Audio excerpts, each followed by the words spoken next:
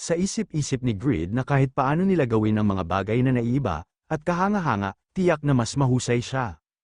Hindi lang yun, pero hindi niya akalain na bibigyan nila siya ng ganitong beginner quest. Sinasabi ng system na sinusubok ka ng may-ari ng White Hammer Smithy na si White. Pumunta sa kagubatan ng puting puno, putulin ang 200 taong gulang na puting puno, at ibalik ang mga ito. Sa isip-isip ni Grid na teka, kung magtatagumpay siya, 12% ang experience bonus. Isang karanasang maihahambing sa pagpatay sa 500 mababang ranggo na vampira. Mapupunan sa pamamagitan ng pagputol ng 2 puno? Nakangiting tinatanong ni Grid na kailangan niya lang bang putulin ang 2 puno? Sinasabi ni White na oo, at napapatanong ito na hindi pa pala siya nakaalis. Kung sa tingin niya ay hindi niya kaya, umalis na lang siya.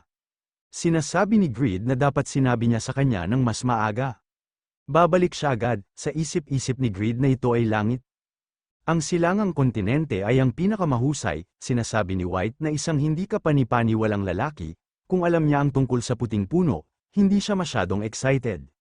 Well, anyway, mamatay man siya o hindi, aayusin niya ang sarili niya. Dahil kalahating puso ang ginagawa nila, patuloy na lumalabas ang mga kulisap na katulad niya. Focus pa, dapat manalo sila sa tournament ngayong taon kahit anong mangyari. Sa mga bundok, makikita nating na pagod na si Grid, at sinasabi nito na ang gravity ay mas matindi kaysa sa kanluran. Hindi niya akalain na ang kanyang lakas ay bumagsak dahil lang sa isang oras siyang tumakbo. At dahil sa takot na makita, hindi siya gumamit ng fly. Ang kanyang strength at agility ay pinarusahan din, kaya wala siyang pahinga upang labanan. Anyway, ito ang White Tree Forest, ang tanawin ay hindi kapani-paniwala. Ayos din ito sa mga hanoks na makikita sa malayo, maganda sana kung uminom siya ng beer habang pinapanood ang tanawin, pero dapat niya munang tapusin ang beginner's quest na ito.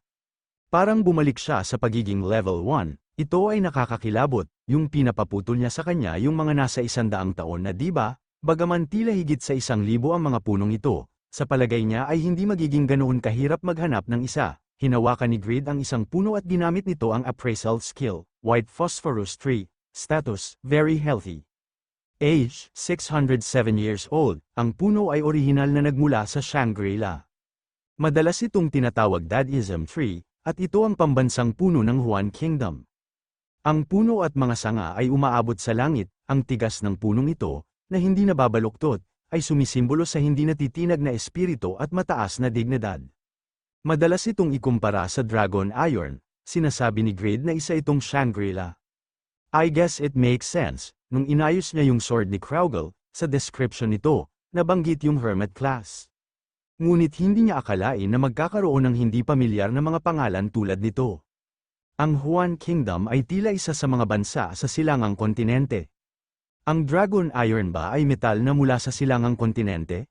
Pagkatapos, siya ay dapat na gumawa ng isang item na hindi tulad ng anumang bagay na ginawa niya sa ngayon, 520 years old na ito, halos lahat ay mahigit 100 taon na, may isa na mahigit 1,000 taon na dito, akala niya magpupumilit siyang makahanap ng 100 taong gulang na, pero sa rate na ito, nakakakuha lang siya ng mga libreng reward, tuwang-tuwa at may nakita na si Grid, at ito ay 103 years old, at isang 106 years old, sige, puputulin niya itong dalawa, White's Axe. Rating, normal, durability, 150 hanggang 150, attack power, 53. Isang palakol na ginawa ng may-ari ng White Hammer Smithy, na si White. Ito ay may hindi kapani-paniwalang mataas na tibay at maaaring pumutol ng maraming puno.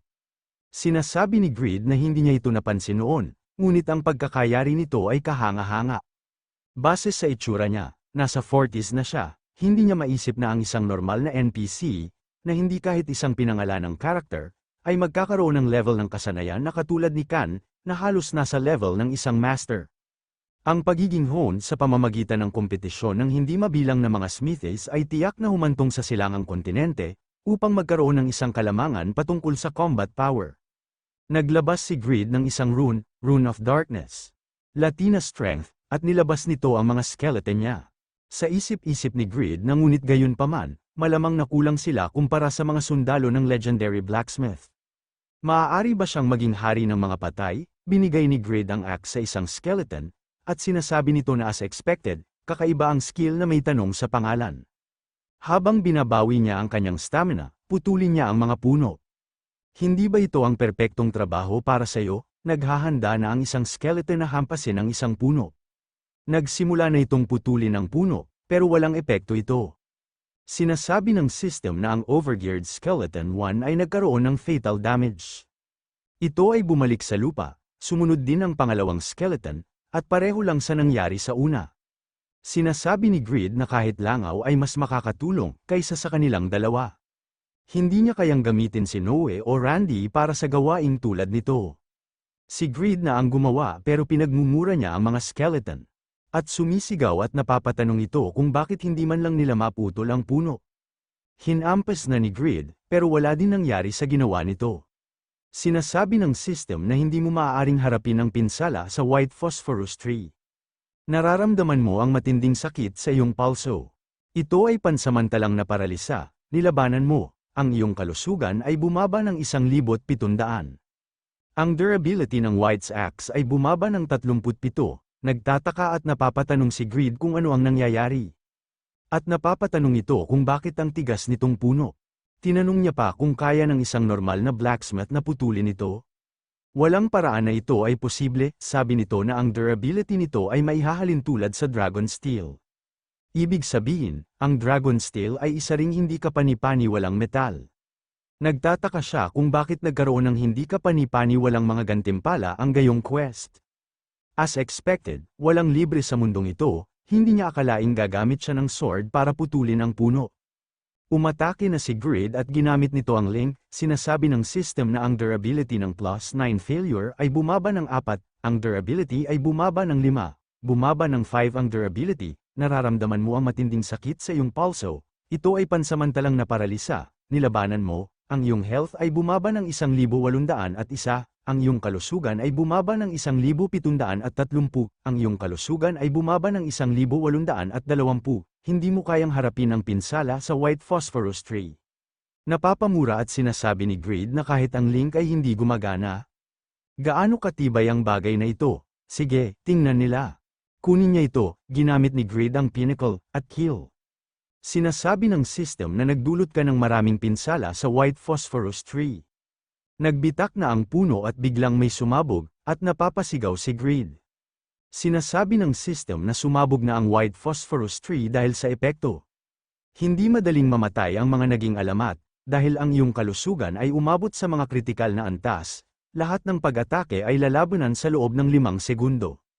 Napapamura at sa isip-isip ni Grid na pumunta siya dito para magputol lang ng puno, pero na-activate ang immortal. Hindi niya akalain na may mangyayaring ganito, nagbibiro ba sila? Isang pirasong kahoy lang ang nakuha niya pagkatapos gumamit ng pinnacle kill. Biglang nagpakita si Bram at sinasabi nito na hindi ba tumatagal ng 5 segundo ang immortal? Hindi dapat siya nag-aaksaya ng oras ng ganito. Nagpapasalamat naman si Grid kay Bram dahil sa pagpapaalala nito, at sinasabi nito na tama siya. Buti na lang, parang hindi sumasabog ang mga fragment. Pero balak ba niyang gamitin ito para mag-apoy? Hindi siya sigurado sa dahilan. Ngunit kailangan niyang mag-cut hanggat maaari habang naka-activate ang immortal. Umatake na si Grid at ginamit nito ang kill, sinasabi ng system na ang durability ng +9 failure ay bumaba ng 6. Hindi mo kayang harapin ang pinsala sa white phosphorus tree. Ang nag-iisang pinakamalakas na pag-atake na kill ay hindi gumagana. Imposible ba ang pagputol maliban kung ang isa ay gumagamit ng kasanayang hindi pinapansin ang depensa? Pagkatapos, dapat niyang gamitin ang kasanayan na bahagyang binabaliwala ang depensa. Umatake na ulit si Grid at ginamit nito ang pinnacle. Sinasabi ng system na nagdulot ka ng kaunting pinsala sa white phosphorus tree. Sa isip-isip ni Grid na isang branch lang ang kayang ibigay sa kanya ng pinnacle. Pero salamat, hindi ito sumabog, sinasabi ng system na ang duration ng immortal ay tapos na. Sa isip-isip ni Grid na kung durugin niya ito ng pinnacle kill, lahat sa loob ng radius na 4 na metro ay babaliktad, kaya hindi siya makakatakas. Ngunit kung ito ay ang resulta ng paggamit ng pinnacle, dapat niya itong iwasan gamit ang quick movement at ang eye patch ng Slaughterfiend. Sinasabi ni Bram na hindi siya sigurado tungkol doon. Kahit na ginawa niya ang kanyang pinakamahusay, maaari niya lamang gamitin ang pinnacle sa 1 beses bawat 2 minuto. Kung ang isang sangay ay ang kanyang pinakamahusay, hindi ba mas mabuting gumamit ng magic missile upang magawa ito sa lalong madaling panahon? May katuturan, ngunit ang kanyang magic missile ay kulang sa damage output, kaya hindi ito gagana. Kung ang damage output ang kulang niya, maaaring niyang gawin ito para sa kanya. Ang tagal niya nang gusto makalanghap ng sariwang hangin. Sinasabi ni Grid na pero higit sa kahit ano, sinasabi ng system na tapos na ang cooldown time ng Pinnacle. Sa isip-isip ni Grid na hindi siya makaasa sa trump card niya. Ngayon lang siya nakarating dito, umatake na ulit si Grid at ginamit nito ang Pinnacle. Naglabas ng apoy ang puno at nabigla dito si Grid at sinasabi nito na ang bilis. Halos hindi niya ito naiwasan, buti na lang, dahil ito sa eye patch ng Slaughterfiend at quick movement. Hindi niya maisip na ang isang duke at legendary blacksmith ay magpupumilit na mabuhay lamang laban sa panggatong. Yung siraulong may-ari ng smithy, sa sandaling bumalik siya, dapat niyang bugbugin siya ng kahoy na panggatong. Teka lang, ngayon niya lang ito napangtangto, ang mga blacksmith ng smithy na yan, gumamit sila ng steel hammer para sa temper steel at isang mithril hammer sa temper mithril, di ba? Ang isang diamond ay maaari lamang putulin ng isa pang diamond, siguro kung ito ay isang axe na gawa sa kahoy mula sa white phosphorus tree, forging at tempering ay posible, at refining, may kailangan bang gawin ito? Sige. Ito ay karapat-dapat na subukan, design, woodcutting axe. Rank, normal legendary, mayroon itong pinakamainam na istruktura upang maputol ang mga puno. Ito ay isang palakol na pinangarap ng sinuman na magkaroon, at ma-experience. Sinasabi ni Grid na okay, hindi na kailangan ng isang legendary blacksmith na magpumiglas dahil sa pagputol ng kahoy. Sinasabi ni Bram na teka, panatilihin ang overgeared skeletons na nakasummon. Sa pamamagitan lamang ng pagmamasid, maaari silang matuto ng mga bagong kasanayan at mahika. Nagtataka at napapatanong si Grid kung matututo kaya ang mga kalansay. Ibig sabihin ang necromancer ay isang overpowered character. Sinasabi ni Bram na na-apply lamang ito sa overgeared skeleton dahil sa pagkakaroon nila ng intelligence. Gayun din, dahil sa kanilang pagiging natatangi, maaari din silang i-resummon bilang mga Death Knight o Liches. Kung ito ay isang kasanayan o magic na sapat na simple na kahit na ang isang taong may isang digit na intelligence ay maaaring matuto, maaari nilang matutunan ito. Subukan niya ito. In the first place, ang kanyang katalinuhan ay hindi naiiba sa isang skeleton. Kahit na alikabok ng buto o dumi, huwag maging maselan at kainin ang lahat. Sinasabi ni Grid na ito ay magandang advice sa white smithy. May nagsasalita at napapamura at sinasabi nito na tulad ng inaasahan, hindi ito gumagana. Sobrang mahina ang apoy, tinatanong ng isang blacksmith na ano ang dapat nilang gawin. Taon-taon ang Panginoon ng kompetisyon ng smithy ng Hansokban. At batid ng isang blacksmith na ang mananalo ay may karapatang maging tagapagbigay ng kagamitan para sa hukbo ng Panginoon, tama ba? At batid ng isang blacksmith na wala na silang magagawa. Kulang ang kalidad ng mga natapos kumpara sa ibang smithy. Kung hindi sila manalo sa taong ito na ang pangatlong beses na nabigo sila. 5 taon na ang nakalilipas, nang mamatay ang ama ni White, ang master ng White Hammer Smithy, ang White Hammer Smithy ay nagsimula sa kanyang matatag na pagbaba.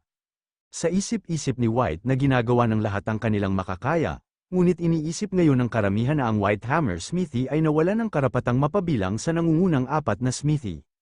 Kasalanan niya lahat ito, napabayan niya ang mga bubuyog na labis na iginiit ng kanyang ama.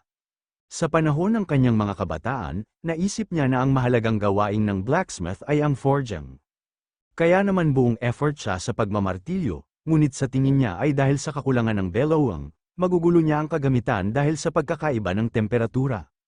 Kung kaya niya lang, gawing mas matindi ang apoy, may sumisigaw at sinasabi nito na shopping delivery. Isang panggatong, sinasabi ng isang blacksmith na isang panggatong. Ngunit nakatanggap sila ng panggatong noong madaling araw, at napapatanong ito kung anong delivery yan. Teka, nagbago ba ang delivery man? Sino siya?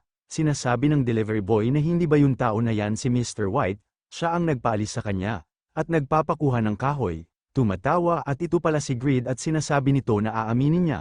Ito ang pinakamatibay na puno na nakita niya. Ang silangang kontinente ay humuhubog sa isang bagay.